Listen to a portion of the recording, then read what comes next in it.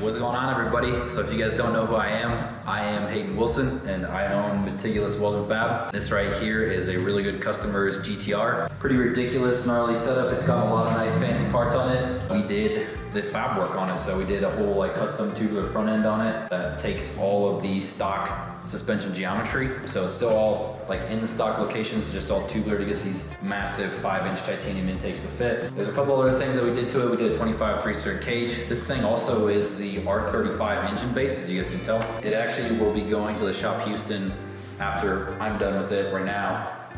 To get like their whole billet block and their whole motor combo in it. This car originally came from Shop Houston. The customer is local in Colorado, so he had me do all the fab work on it. And this thing has a turbo 400 in it. So it's actually got a 3-speed 400 with a lockup converter, and it is still gonna be all-wheel drive, just like their Kimbo car that they have. This one is like King Kong. I wanna show you guys some of the cool stuff that we did on this car. We'll put it up in the air really quick to show you the 400. There's still a bunch of stuff that's gotta get done in the back. They're gonna be taking care of that and get it done. He's gonna try to make it out to Texas 2K in March, I believe. So they got a lot of stuff to do. This thing's on a Motec and whatnot. But yeah, the Shop Houston has a lot of work cut out for them before March. So I'm sure they'll get it done. Everything on this car was made, you know, I mean, it is really pretty. It's awesome to look at, but it's a race car. It's kind of like what we specialize in, right? Like, just because it's a race car doesn't mean it doesn't have to look nice at the same time.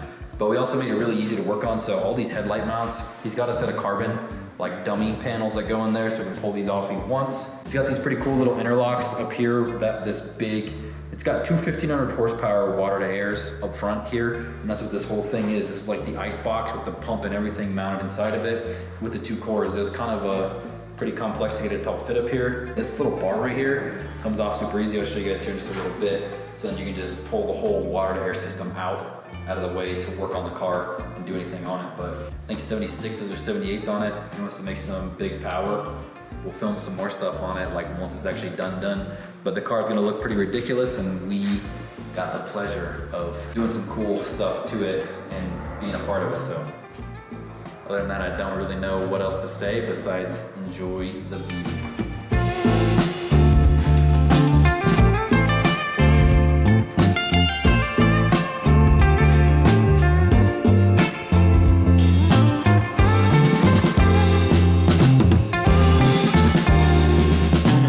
Check it out. This is the Turbo 400 I was talking about. We did this little like nice removable cross member.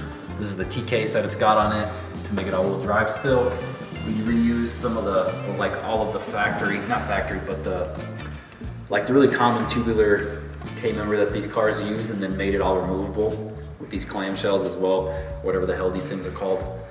So this all drops out to get the tranny out. It's kind of an ordeal, but it fits in there. They've got a lot of stuff they got to button up. This is a kit that the Shop Houston, I believe, had made. So we didn't like do anything of that. We just installed it. I just wanted to show you guys the 400 it's got in it, because yes, it does. It's also got a dry sump on it, of course. So dry sump with the 400. I believe this is like a M&M 400, but I don't remember. So should be a pretty gnarly car. We did like all this sheet metal work in it as well. Try to help make room for all the all-wheel drive stuff. All right, so I just want to show you guys really quick, and I gotta pull the intercooler and the water box off. I was one. It's just these two bolts on both sides of these interlock or clamshells, whatever you want to call them.